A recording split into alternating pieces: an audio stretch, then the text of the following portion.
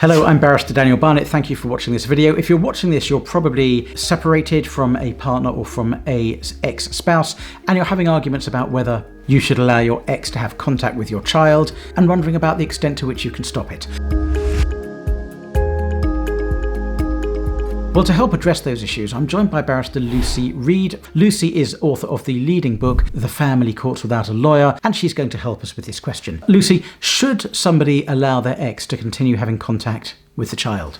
Well, generally, contact between a child and both of their parents is a good thing for their long-term well-being, even if one or both parents is flawed and imperfect. Sometimes children, after separation, they may express distress or there might be a change in their behaviour before or after contact, and that can worry parents. But it's very common. It doesn't necessarily mean that the child is not having a good and safe time with their other parent. It's often a product of the separation because things are confusing and different. And sometimes it's just a product of the child having to change from one environment or one style of parenting to another. So that in itself doesn't mean that a child should not be going to spend time with their other parent.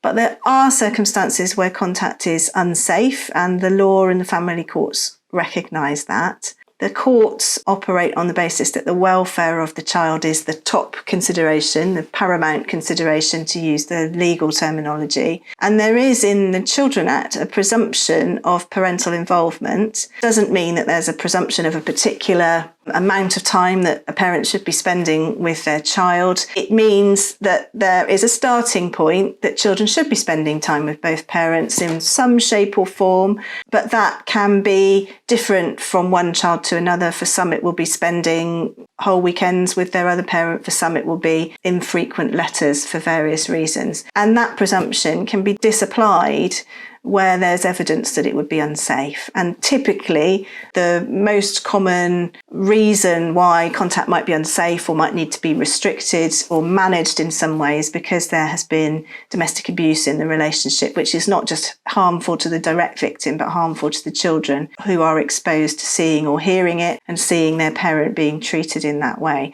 So the courts, when they're looking at those issues, will pay significant regard to allegations of domestic abuse. When there are those sorts of allegations outstanding, the court has to be really careful, according to guidance, in making orders whilst that's still outstanding. The first thing the court will generally have to do where there are allegations of domestic abuse is decide whether they're true or not. Sometimes they're admitted, sometimes there's a conviction, but sometimes the person who's accused of being abusive will say, that's not true, I didn't behave that way, and it shouldn't be a reason to stop my contact with my child. In Hollywood films, we sometimes see a court officer or a social worker following a parent throughout a park on a walk on a Sunday afternoon and making sure everything's going smoothly. Do we have that sort of thing here in England? And I'm saying England because you and I are both English lawyers and we're giving advice on English law. The legal positions in Scotland, Wales and Northern Ireland can be slightly different. Well, we have similar sorts of arrangements. In some cases, it might be because there's been domestic abuse. It might be because parents had some fluctuating mental health difficulties or some sort of risk or concern. There will be an arrangement, either temporarily or for the longer term, whereby there has to be some form of support or supervision. And typically, the way in which that will be set up here in England and Wales is that either there will be a contact at a contact centre, which is what we would call supported rather than fully supervised. So there will be contact centre workers around and about, but they won't be allocated to one specific family and watching and noting down everything that's said. They will be generally around to make sure that the arrangements are safe and working okay, but it's a bit more stepped back. There are some arrangements, some contact centres that offer fully supervised contact, which is generally a paid for service and quite inaccessible financially to lots of families. And that will be one worker, sometimes two, who will be supervising that specific parent and child,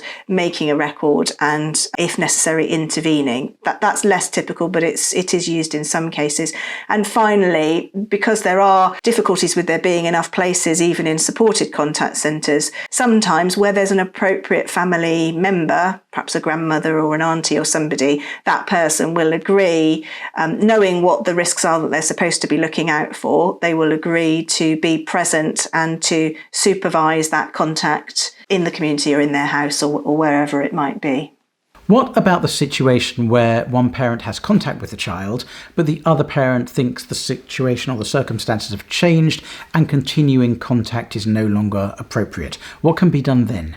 So if there's already an order in place, a child arrangements order that says, for example, the child should be with their other parent on alternate weekends, and for some reason that's no longer appropriate, and there might be a number of reasons why that's the case, then it's not appropriate just to simply stop the contact. There will, of course, be occasions when a child's unwell and they can't go to an individual session, and that's understandable. And the law around enforcing those orders says that if there's a reasonable excuse, illness is likely to be a reasonable excuse, then that's a defence to any enforcement claim. But if there's a bigger issue about contact continuing on a regular basis in the form that an order says it should, then really the parent who wants to change those arrangements needs to go back to court and ask for that order to be varied, and then the court will consider that variation. That is assuming that the parents can't agree a variation, because it's always open to parents to say,